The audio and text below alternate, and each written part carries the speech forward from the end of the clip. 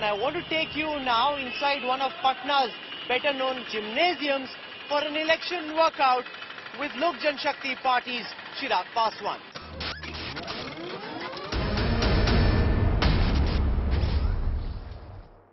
We've been on the campaign trail over the last several days, out in the heat and the dust. But this interview is being set up inside a gymnasium. We're here in Patna, working out alongside Chirag Paswan, who's taking out time even in the midst of a heavy campaign schedule to ensure he stays fit. Welcome, Chirag. Thank you. So is this something that you get to do often, or is it a one-off? I don't get that much time when I'm here in Bihar. But when I'm in Delhi, I do it almost every day. But in Bihar also, whenever I get time, early in the morning, late at night, but I do make sure that I do it. इससे पहले आप बॉलीवुड में भी रहे, film की acting आपको ज्यादा पसंद है या पॉलिटिक्स में रहना? I think politics, absolute comfort zone है, absolute comfort zone. जब मूवीज में था, कहीं ना कहीं अपने आप को अडैप्ट करने के लिए, अपने आप को उस एनवायरनमेंट के साथ सेट करने के लिए एक मेहनत करनी पड़ती थी. पॉलिटिक्स बचपन से देखा है, राजनीतिक परिवार में पला बड़ा हूं, तो बहुत ही नेचुरली आती है, समझ में आती है.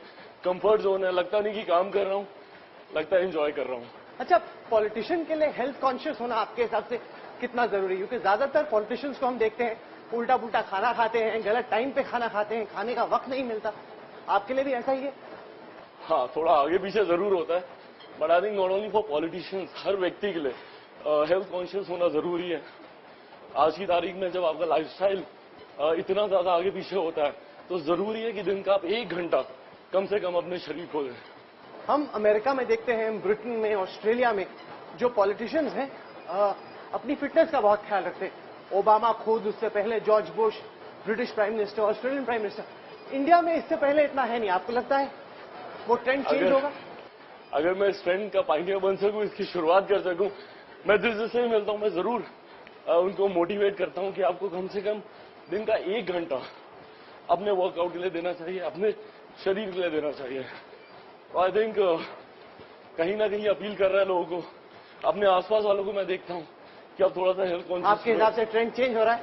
आपकी देखा देखी लोग जिम में पहुंच जाते होंगे, आपकी पार्टी वाले, आपको इम्प्रेस करने के लिए. इम्प्रेस करने के लिए नहीं, बट हाँ, कहीं ना कहीं यकीन रखते हैं कि जो कह रहा हूं मैं सही कह रहा हूं. अच्छा, आप पार्लियामेंट को भी देखते हैं, नेशनल पॉलिटिक्स को भी देखते हैं. आपके हिसाब से कौन है इंडिया के ज्यादा fit politicians? I think I find my father very fit. अच्छा, रोज रेगुलर 1 घंटे का वो योगा करते हैं, every day.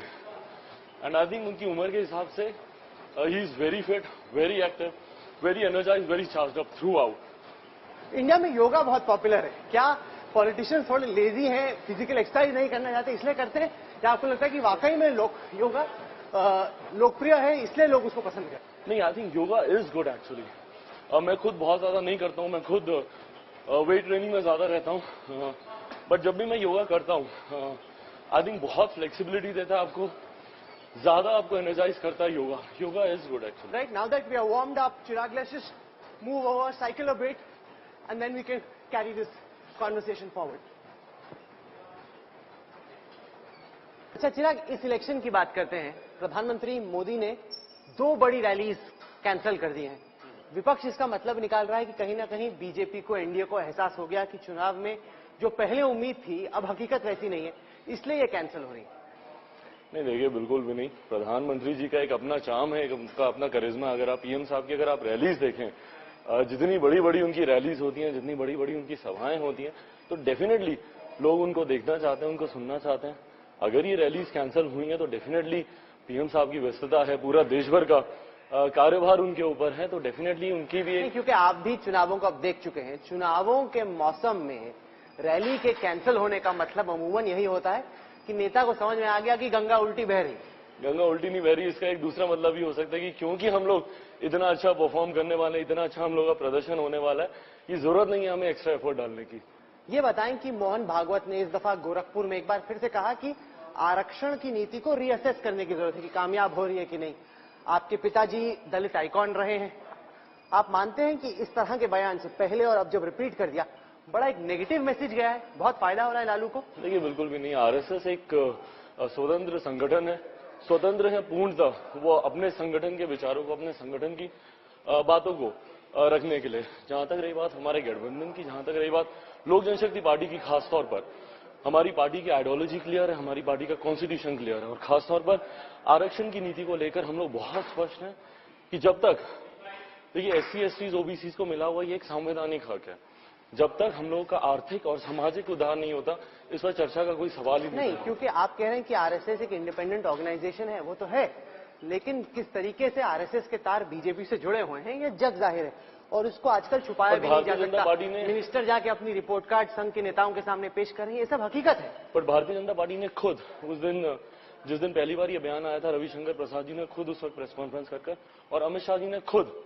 Bharatiya Janata party की नीति आरक्षण को लेकर स्पष्ट कर दिया कि इसमें कोई चर्चा का प्रश्न ही नहीं। अच्छा, एक और चीज जो काफी घूमने से नजर आ रही है वो ये कि जो आपकी शुरुआत में उम्मीद थी कि सारे दलित महादलित मिलकर वोट देंगे, क्योंकि पासवान भी है, मांझी भी है, वो कहीं ना कहीं नहीं हो रहा है। खासतौर से जो रविदासी समाज है वो तो बहुत हद तक एनडीए के साथ आता नजर नहीं आ रहा है।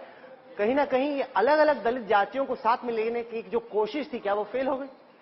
देखिए, मुझे लगता है जब परिणाम आएंगे तो ये सारे आकलन जो हैं अपने आप क्लियर हो जाएंगे।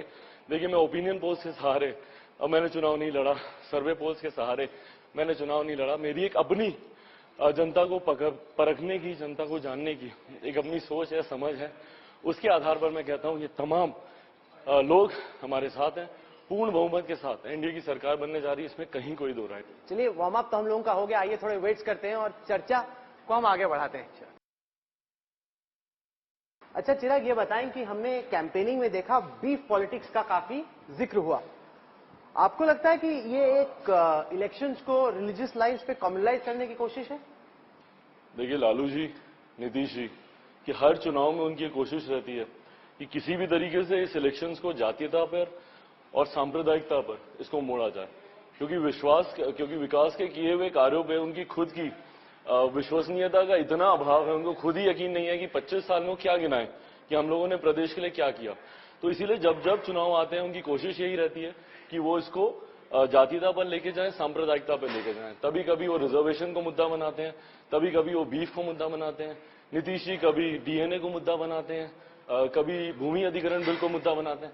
विकास को मुद्दा बनाइए ना, गिनाइए कि आपने क्या किया। जिस तरीके से बीजेपी के नेता एक के बाद एक भड़काऊ बयान दे रहे हैं, आपको लग रहा है कि वो ठीक हुआ या उससे गलत मैसेज गया सोसाइटी में? देखिए, शुरुआत महागठबंधन के लोगों के द्वारा की गई थी, डेफिनेटली उसके काउंटर में कुछ जवाब आए, बट एनडीए का मुद्दा एकदम क्लियर है। हम लोग बिल्कुल भी विकास के एजेंडे से हम लोग कहीं भी भ्रमित नहीं हो रहे हैं, विकास ही हमारा एजेंडा है। आपको लग रहा है लालू जी ये कहकर कि हिंदू भी खाते हैं बीफ, थोड़ा फंस गए? देखिए, डेफिनेटली एक सेल्फ गोल तो उनका गया ही। कोई भी हिंदू समाज का व्यक्ति इस बात को मानने को तैयार नहीं होगा, और खासतौर पर जिस समाज से लालू जी खुद आते हैं, गौ पालक माना जाता है, अगर वो गौ पालकों पर अगर इस तरीके का अगर इल्जाम लगाते हैं तो कोई भी सभ्य समाज का व्यक्ति इसको नहीं मानेगा। फ्री वेट्स की तरफ बढ़ते हैं और जानते हैं कि बिहार का विकास करने का एनडीए का आखिरकार इरादा क्या है। अच्छा चिराग, ये बात करें, अगर हम बिहार में युवाओं की बात करें तो जितने भी यहाँ के यूथ हैं सबको बाहर जाके काम करना पड़ता है। आपकी सरकार अगर बनती है, आप लोग क्या करेंगे ताकि इतना जो बड़ा पलायन होता है यंग जनरेशन का, उनको बाहर जाके काम ना करना पड़े? देखिए, मेरी राजनीति में आने का सबसे बड़े कारणों में से एक ये रहा है। दिल्ली में रहा हूं, मुंबई में मैंने काम किया, मैंने खुद बहुत करीबी रूप से देखा है कि किस तरीके से बिहारी युवा दूसरे प्रदेशों में जाते हैं शिक्षा के लिए, रोजगार के लिए, और वहां जाकर उन्हें अपमानित किया जाता है, उन पर लाठियां बरसाई जाती हैं, उन्हें गालियां दी जाती हैं। मेरे लिए सबसे बड़ा चिंता का विषय ये रहा है। मैंने आज तक कभी नहीं सुना कि कोई बंबई का लड़का बिहार आता हो शिक्षा के लिए, या कोई दिल्ली का लड़का बिहार आता हो रोजगार के लिए। सिर्फ हम बिहारियों को ही दूसरे प्रदेश जाना पड़ता है, शिक्षा के लिए हो, रोजगार के लिए हो। तो कहीं ना कहीं मेरे लिए चिंता का विषय रहा। इसीलिए इस बार मैंने अपने मैनिफेस्टो में मैंने विशेष तौर पर यह कहा है, और मैंने सदन में भी पिछले सेशन में मैंने प्रधानमंत्री जी और वित्त मंत्री जी के सामने मैंने प्रस्ताव रखा था कि युवा आयोग का गठन किया जाए, जो युवाओं से जुड़ी हुई तमाम समस्याओं को देखे।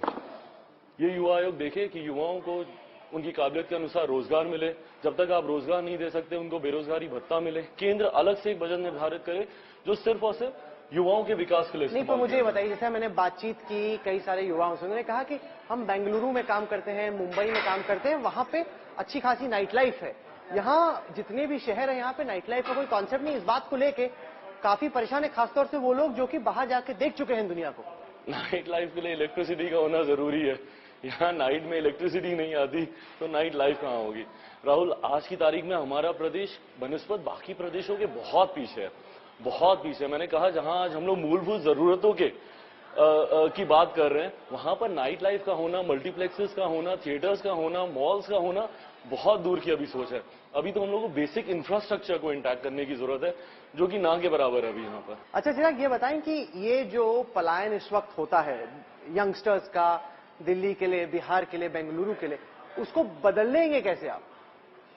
देखिए, उसके लिए जरूरी है सबसे पहले एक इंटेंशन का होना, नियत का होना कि सही मायनों में आप चाहते हैं कि हमारे प्रदेश में सारी सुख सुविधाएं हमारे ही प्रदेश में मौजूद हों, जिसके लिए कि हमारे युवा दूसरे प्रदेशों में जाता है। तो एक ईमानदार कोशिश रहेगी तमाम उस तरीके का इंफ्रास्ट्रक्चर हमारे युवा साथियों को हमारे ही प्रदेश में मिले, ये हमारी प्राथमिकताओं में से एक होगा। चलिए चिराग, आप जुड़े हमारे साथ, इसके लिए आपका बहुत बहुत धन्यवाद। हर रोज हम धक्के खाने किसी के साथ कैंपेन ट्रेल पर निकल चलते थे, यहाँ पे थोड़ी एक्सरसाइज भी हो गई और आपसे बातचीत हुई। बहुत बहुत शुक्रिया।